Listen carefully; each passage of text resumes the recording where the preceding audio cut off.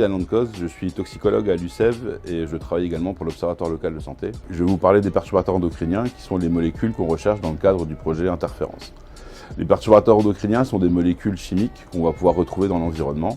et qui vont avoir comme propriété de pouvoir imiter l'action des hormones naturelles du corps. Donc ces molécules-là ont un certain danger pour la santé, d'où l'intérêt de ce projet de pouvoir les rechercher dans les environnements intérieurs et extérieurs. Ces molécules perturbateurs endocriniens, on va les retrouver dans de nombreux produits de consommation, comme les détergents, les cosmétiques, certains sols plastiques et autres matières plastiques. Et de par leurs propriétés semi-volatiles, on va pouvoir les retrouver dans l'air, d'où l'intérêt de mesurer ces perturbateurs endocriniens dans l'air, dans le cadre du projet Interférence. Peggy Démètre, Atmo Hauts-de-France, donc je travaille au sein de l'Observatoire de la qualité de l'air en région Hauts-de-France, donc on est agréé par l'État pour surveiller cette qualité de l'air dans les Hauts-de-France. Et j'interviens aujourd'hui donc pour vous présenter l'étude Interférence, donc qui est une étude en groupement, donc avec un pilotage de projet Atmo en partenariat donc, et conjointement avec l'ULCO et l'OLS. On va surveiller donc les perturbateurs endocriniens suite à un appel à projet lancé par la communauté urbaine de Dunkerque, la communauté de communes des Hauts-de-Flandre, sur ces territoires. Donc l'idée c'est de surveiller dans l'air ambiant mais aussi en air intérieur les perturbateurs endocriniens que l'on peut trouver, donc que ce soit dans des établissements recevant du public ou au sein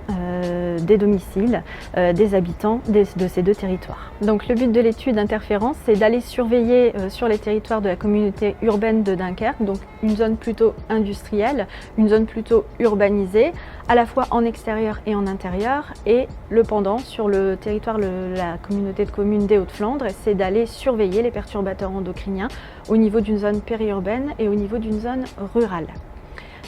Et cette étude donc, aura lieu sur une année puisqu'on mesurera les perturbateurs endocriniens au cours de 4 saisons. Donc l'objectif étant de voir au fil de l'année ce à quoi on est exposé, aussi bien en air extérieur qu'en air intérieur, à quel niveau, et voir donc pour pouvoir identifier des substances et proposer des actions sur lesquelles on pourra agir, donc avec des zones identifiées comme plutôt faiblement impactées ou plutôt fortement impactées. Donc cette étude financée par la CUD et la CCHF donc, sera menée en lien avec les riverains pour construire un plan d'action, avoir des fiches détaillées pour pouvoir agir sur les perturbateurs endocriniens au quotidien sur les deux territoires.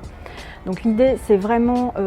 que la population qui participe aussi bien aux mesures que celles qui habitent sur le territoire puisse travailler sur ce sujet-là, avoir des fiches détaillées, et l'idée c'est vraiment un objectif de construire ensemble et d'avoir une sensibilisation, information et une communication sur le sujet sur les deux territoires.